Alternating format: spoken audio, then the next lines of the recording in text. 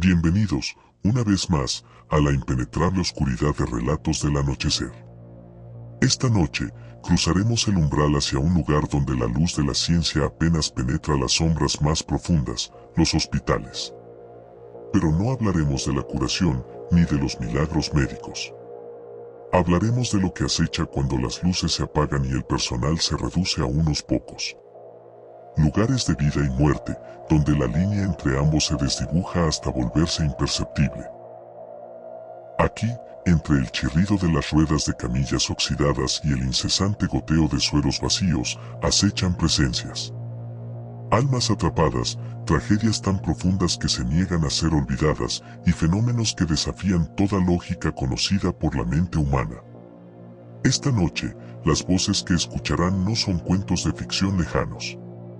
Son testimonios en primera persona, susurros directos desde la garganta de aquellos que vivieron la pesadilla.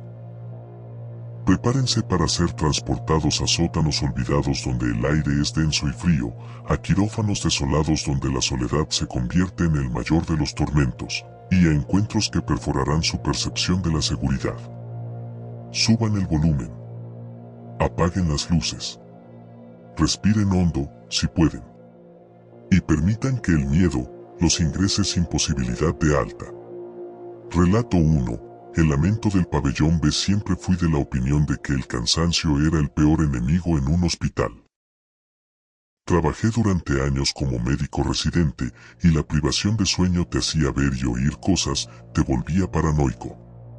Eso, y el estrés constante de lidiar con la vida y la muerte, claro. Pero lo que experimenté en el pabellón B rompió todas mis teorías sobre la fatiga y la sugestión. El pabellón B era la parte más antigua del hospital, una sección que ahora se usaba principalmente para pacientes crónicos que requerían cuidados prolongados, muchos de ellos en estado vegetativo o con demencias avanzadas. Por las noches, era casi un cementerio. Las luces eran tenues, el personal mínimo. Yo, como único residente de turno para esa sección, era prácticamente el único ser consciente en kilómetros a la redonda, o eso creía. Una noche de invierno, la lluvia golpeaba las ventanas con una insistencia monótona. El silencio era casi total, solo interrumpido por el suave pitido de algún monitor aquí y allá. Estaba revisando los gráficos de la señora Elena, una paciente con Alzheimer que llevaba años allí, sin apenas reaccionar. De repente, lo escuché. Un lamento. No era un gemido de dolor, ni el quejido de un enfermo. Era un lamento agudo, prolongado, lleno de una pena tan profunda que helaba la sangre. Venía del fondo del pasillo, de la habitación 217. Mi primera reacción fue la profesional, ¿un paciente en crisis? Me puse en pie y caminé a paso rápido hacia la 217. La puerta estaba cerrada. Toqué suavemente. Nadie respondió. El lamento se repitió, más fuerte, más desgarrador. Abrí la puerta con cautela. La habitación estaba oscura, solo la luz tenue de un indicador del monitor de signos vitales le daba un brillo verdoso a la escena. Y ahí estaba el señor Ruiz, un hombre en coma desde hacía meses, inmóvil en su cama. Completamente solo. El lamento, sin embargo, seguía llenando la habitación, resonando en las paredes. Me acerqué al señor Ruiz, revisé sus signos vitales. Todo en orden. No había ninguna razón médica para ese sonido. Y entonces, lo sentí. Un frío intenso, como si la habitación hubiera perdido toda su calidez. Y un olor a flores marchitas y a humedad que no pertenecía a un hospital. El lamento se convirtió en un murmullo ininteligible, como si alguien estuviera hablando en voz baja y con profundo dolor justo a mi lado, aunque no veía a nadie. Me di la vuelta bruscamente, mi estetoscopio chocó contra mi pecho. No había nadie. El miedo me invadió, un miedo primitivo que no sentía desde niño. La lógica se desvanecía. Quería correr, pero mis pies estaban clavados al suelo. Los murmullos se hicieron más nítidos, y pude distinguir una palabra, repetida una y otra vez, con una voz femenina y llorosa: perdóname, perdóname. Salí de la habitación, la cerré de golpe. Mi corazón latía como un tambor. Corrí a la estación de enfermeras. La enfermera de turno, Laura, una mujer curtida por los años, me vio la cara pálida. Doctor, ¿está bien? Le conté lo que había oído. Ella me miró con una expresión grave. Ah, el lamento del pabellón B. No es la primera vez que se escucha. Dicen que es la enfermera Sánchez. Falleció aquí mismo, en la 217, hace 40 años. Se suicidó. Dicen que no pudo soportar la culpa por un error médico que le costó la vida a un niño. Se colgó en el baño. La historia me heló la sangre. Regresé a la 217, esta vez con Laura. Abrimos la puerta. El lamento había cesado. El aire estaba un poco más cálido. Pero al mirar al techo, en el baño, vi una marca oscura y vieja, como si algo pesado hubiera estado allí. Y en el pasillo, a la altura de la 217, el aire seguía siendo más frío. Desde esa noche, el pabellón B ya no fue solo un lugar de pacientes. Fue un lugar de lamentos, de arrepentimiento. Cada vez que escucho un crujido en la noche, o una ráfaga de aire frío, recuerdo a la enfermera Sánchez. Y susurrando, casi inaudible, oigo: perdóname. Su pena se quedó, atrapada entre esas viejas paredes. Y yo la escuché. Relato 2. La sombra del quirófano 5. Mi nombre es Ricardo, y soy cirujano.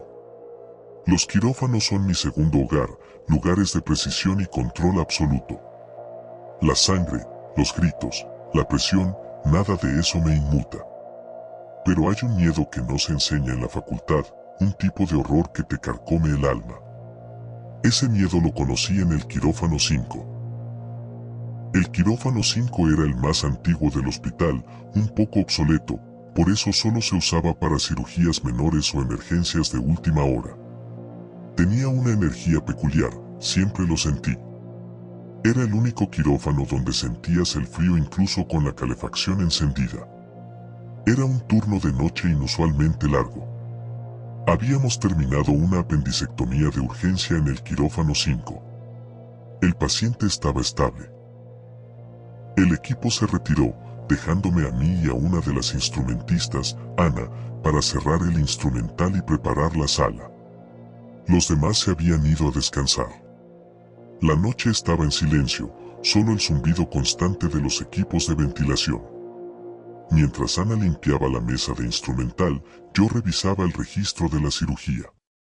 De repente, una sombra.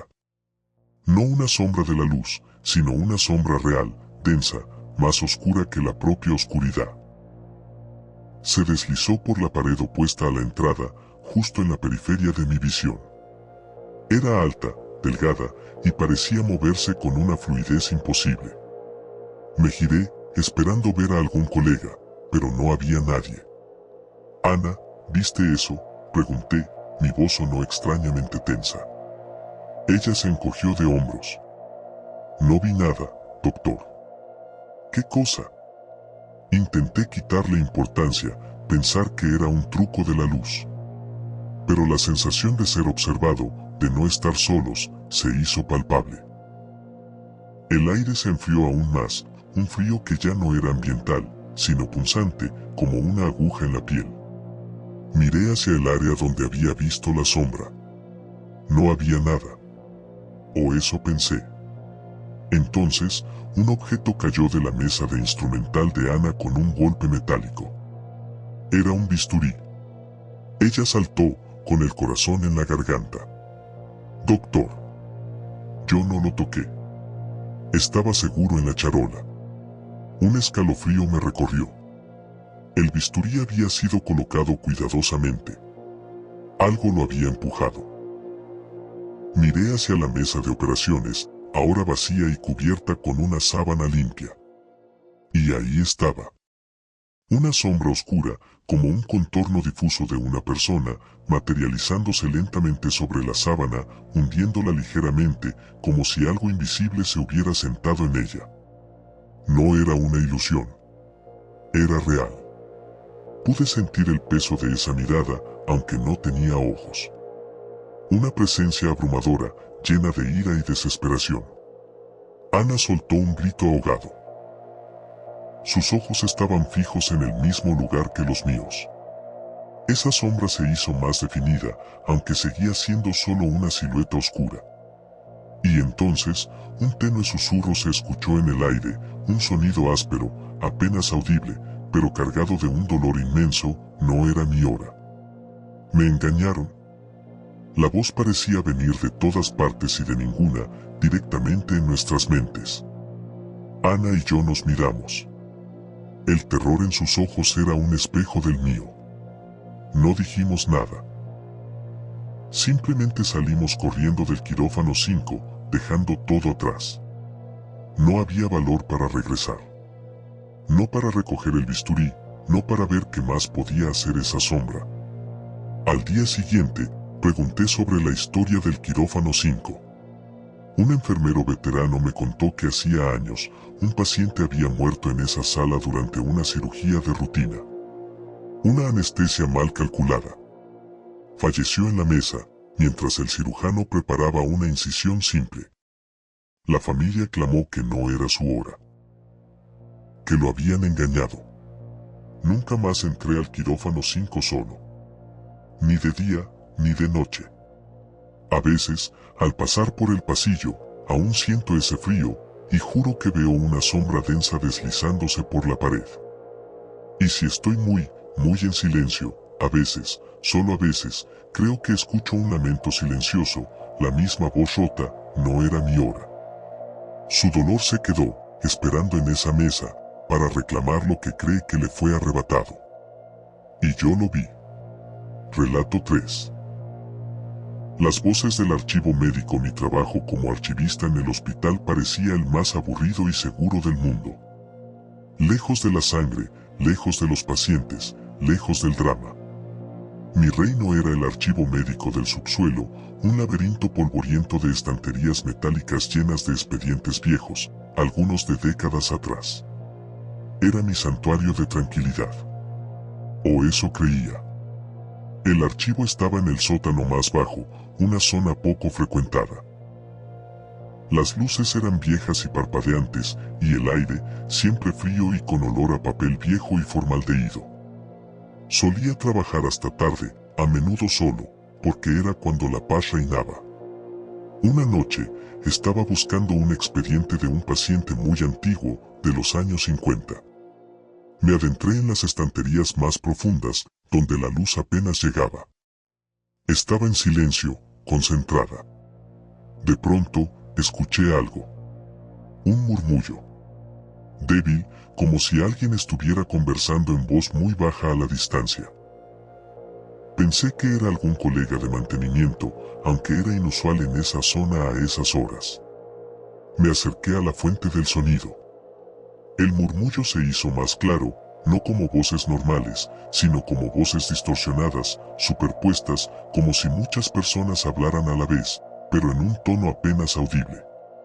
Pude distinguir fragmentos, palabras sueltas que no tenían sentido. Operación, no, falló, otra vez, espera, dolor. Mi corazón empezó a latir con fuerza. No había nadie. Estaba completamente sola en ese laberinto de expedientes. Las voces parecían venir de todas las estanterías, rodeándome. El aire se volvió helado, un frío que me caló hasta los huesos. Sentí una presión en el pecho, como si el aire se hubiera vuelto pesado. Intenté ignorarlo. Me dije a mí misma que era el cansancio, el eco del silencio. Pero las voces no cesaban. Se hicieron más claras, más insistentes. Ya no eran murmullos, eran susurros directos, urgentes. Pude distinguir una voz en particular, una voz femenina joven, que repetía una y otra vez, ayúdenme. No me dejen aquí. La piel se me erizó. Me giré bruscamente, mi linterna en mano, buscando a la fuente. No había nadie. Pero la sensación de ser observada, de estar rodeada por esas voces, era inmensa. De repente, un expediente se cayó de una estantería a mis pies. Era viejo, amarillento. Lo levanté. Era el expediente de una niña de 8 años. Había muerto en el hospital en los años 50, en la sala de operaciones. Mientras lo sostenía, escuché un grito silencioso, un alarido que resonó solo en mi mente, pero que me hizo temblar de pies a cabeza. Era la voz de la niña. El expediente se sentía helado en mis manos. La voz en mi cabeza me dijo, me dejaron sola, en la oscuridad. Solté el expediente y salí corriendo. No miré atrás. Corrí por los pasillos oscuros del archivo, el eco de mis pasos y el sonido de las voces en mi cabeza persiguiéndome. Llegué a la salida, temblando, empapada en sudor frío. Desde esa noche, ya no trabajo hasta tarde en el archivo. Y si por alguna razón tengo que ir al subsuelo, llevo a alguien conmigo. Y si alguna vez escucho un murmullo lejano, o siento un frío inexplicado, sé que no es el viento. Son las voces. Las voces de aquellos que murieron en este hospital y cuyos expedientes, cuyas historias, están atrapadas en la oscuridad del archivo. Y a veces, cuando estoy en silencio, siento que una de esas voces me pregunta, ¿me recordarás? El archivo no es solo papel y datos, es una tumba viviente. Y yo fui su testigo. Y así concluyen nuestros relatos del anochecer desde las profundidades más inquietantes de los hospitales. Hemos explorado esos rincones ocultos donde el dolor, la esperanza y la desesperación se entrelazan con lo inexplicable, donde la ciencia cede ante el terror puro y las almas en pena buscan un último contacto, una última voz. La pregunta persiste, resonando en la quietud de la noche y en el eco de sus propios pensamientos, ¿son estas solo historias, el fruto de mentes cansadas y sobrecargadas por la presión de la vida y la muerte? ¿O son ecos de tragedias pasadas, de almas atrapadas, de presencias olvidadas que se niegan a soltar los pasillos que fueron testigos de su fin? Los hospitales, esos imponentes monumentos a la sanación, quizás albergan más secretos, más presencias y más horrores de los que la luz del día y la lógica se atreven a reconocer. Si estas narrativas en primera persona los han mantenido despiertos, si la piel se les ha erizado con cada palabra y la sombra de la duda se ha posado sobre ustedes, los invitamos a unirse a nuestra comunidad de amantes de lo sobrenatural. Suscríbanse, activen la campana para no perderse nuestros próximos relatos y compartan este video con aquellos que disfrutan de una buena dosis de escalofríos y de cuestionar lo que es real. La noche aún es joven y la oscuridad siempre tiene más historias que contar. Hasta la próxima vez que nos encontremos en la penumbra de relatos del anochecer.